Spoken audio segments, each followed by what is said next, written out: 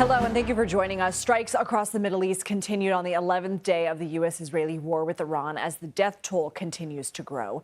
Defense Secretary Pete Hegseth promised Tuesday would be, quote, the most intense day of strikes against Iran. But he still gave no indication of how long the fighting might last after President Trump said Monday night the war would end very soon.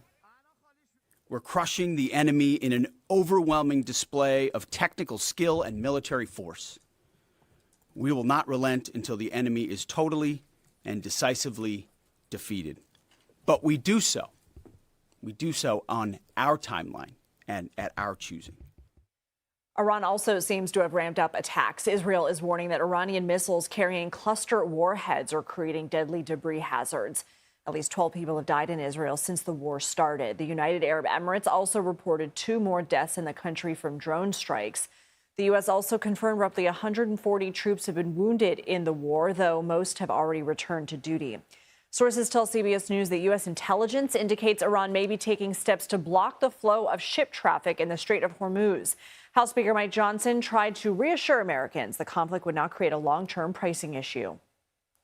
The mission is being achieved, is nearly completed, and the commander-in-chief himself said in the last 24 hours they will come to a close. So gas prices will readjust after that. You know, most of this is because the Strait of Hormuz has been closed by the regime down there, but it will be reopened, and it will take a couple of weeks, but gas prices will come back down. CBS News Pentagon reporter Eleanor Watson joins us now. So Secretary Hegseth said it would be the most intense day of strikes. Do we know what that entailed? Yeah, Lindsay, Secretary Hegseth said it would be the most intense day because U.S. aircraft can fly deeper and deeper into Iran now. Over the past week, the U.S. has largely defeated Iran's air defenses enough so that fighters and bombers can fly over Iran and drop munitions on specific targets. In fact, Chairman Kaine at that press briefing this morning said that recently the U.S. has dropped dozens of 2,000-pound bombs on deeply buried ballistic missile launchers. Destroying Iran's ballistic missile program is one of the objectives Secretary Hegseth has laid out when asked how long the American public can expect this campaign to continue.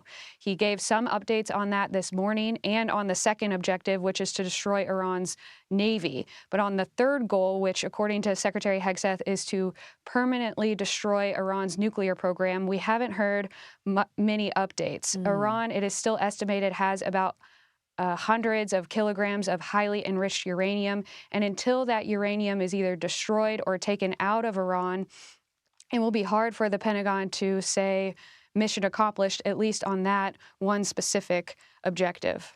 Very interesting. And what more do we know about Iran's possible movement to block the Strait of Hormuz and how the U.S. might respond if that happens? Sources tell CBS News there are indications Iran is taking steps to potentially deploy naval mines, explosive naval mines in the Strait of Hormuz. President Trump online said if Iran does that, the military consequences will be, quote, at a level never seen before.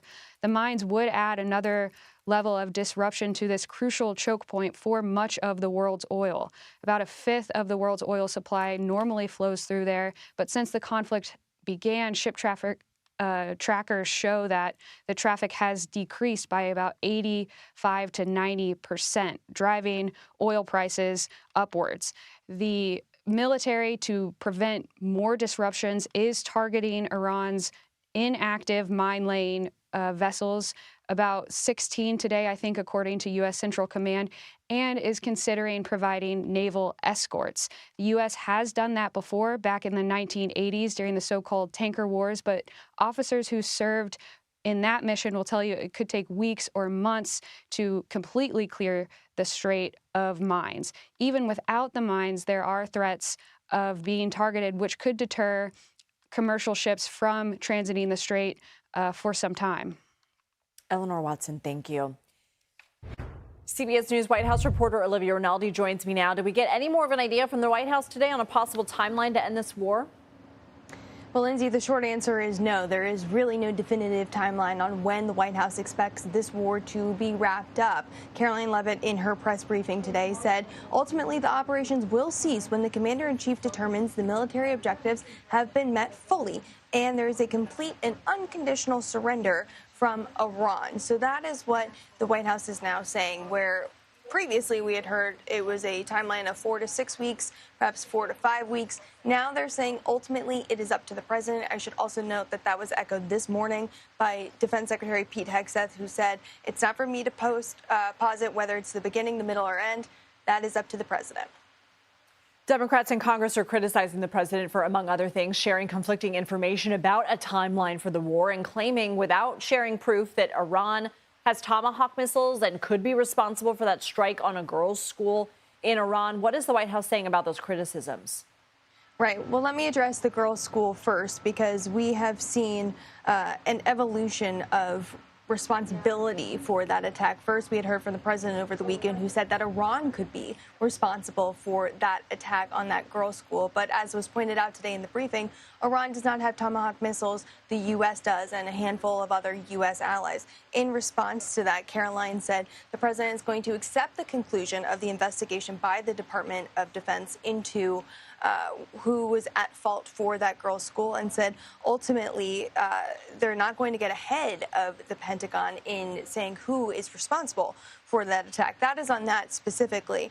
On the potential for boots on the ground for the war, or what the timeline to the end of the war can look like, Senator Jackie Rosen of Nevada, she's a Democrat, said that it was concerning and disturbing to hear from that Senate Armed Services briefing today the lack of information for a potential end to the war. We also heard from Senator Blumenthal, who said that it looks like there will be boots on the ground in Iran. That was just his assessment from getting the briefing today.